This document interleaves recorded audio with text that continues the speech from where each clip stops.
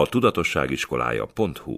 A munkának az első pontja az az öröm, hogy az ember boldogságot éljen meg benne, és ettől lesz sikeres. Tehát, hogy például az áradás, vagy az a jókedv, amivel te itt ülsz, az azt jelenti, hogy te megtaláltad azt, ami neked jó, amit te nagyon szeretsz. És ez klassz, mert ebből mindenki profitál. Most ugyanígy van vele mindenki. Tehát, hogyha valaki elmegy ügyvédnek, mert az apukája azt mondja, hogy na, mindenképp ügyvéd legyél, mert az jó pénzt hoz, akkor lehet, hogy ő egy olyan ügyvéd, aki közben még szeretne mellette cukrászmester lenni, és nem tud az lenni, mert kötik a dolgok, amiket megtanult, még és afelé megy. sincs annyi ideje, hogy pedig az lenne a legjobb. Most volt egy ilyen ismerősünk, kirúgták, és aztán nem tudott sehol elhelyezkedni. De tényleg munkanélküli volt egy fél évig. Akkor nézegette a gyerekkori dobozát, és megtalált benne egy olyan képet, ahol kis lisztes, maszatos fejjel egy ilyen sámlinál, és gyúrja a sütit a konyhában az anyukája mellett, és rájött, hogy ő igazából ezt imádja, hogy ő igazából tortákat szeretne készíteni. És akkor elment, nem volt rest, elment inasnak, tehát így betanulta a szakmát egy cukrászmester mellett, és mai napon már egy weboldala van, ahol lehet tortákat rendelni, és mindenféle marcipán tortákat megcsinál, és az egész szívét beleadja. Sikeres. És azóta boldog. Pontosan. Tehát azért sikeres, mert a szíve szerint való munkát csinálja. Konfuciusz mondja ezt, a nagy gondolkodó, hogy találj egy olyan munkát, amit szeretsz, és soha többet nem dolgozol. De jó ez. Ez tényleg így van. Tehát ez furcsa, hogy ezt kimondhatja az ember. Én sose gondoltam volna, hogy ilyen lesz egyszer, de az ember egy idő után nem dolgozik, tehát nem tekinti munkának azt, amit csinál, mert azt csinálja, amit szeret. És ugye az emberben az a gondolat van benne, hogy jó, de hát nekem van egy munkám, ki kell fizetnem a rezsimet, itt tudom én, hogy csináljak én más munkát.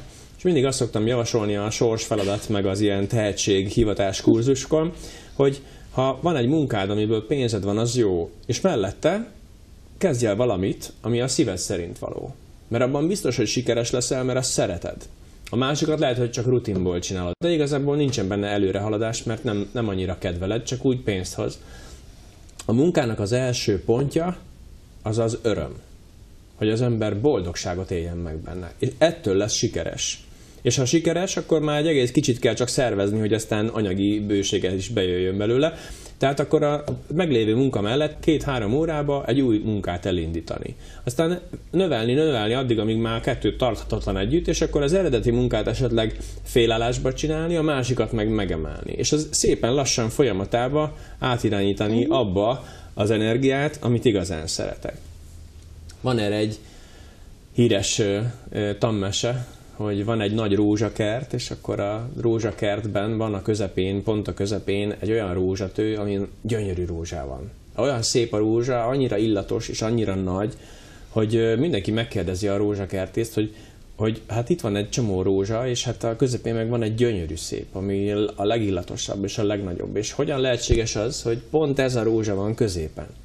És azt mondja a rózsakertész, hogy azért, mert ezzel a rózsatővel szigorú vagyok. Minden oldalsóhajtást levágok, ami nem kell rá. Szóval az életben nagyon sokszor van az, hogy rájövünk arra, hogy tulajdonképpen nem is azt csináljuk, amit szeretünk.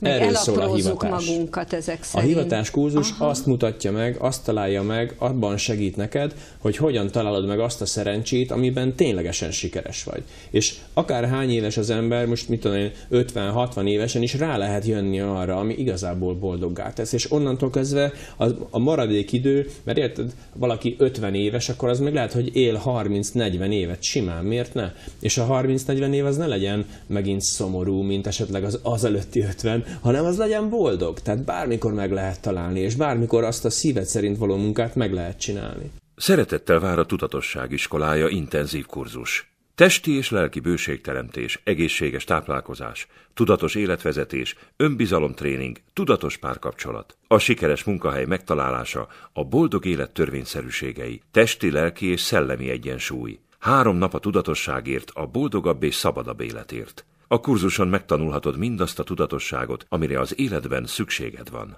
A tudatosságiskolája.hu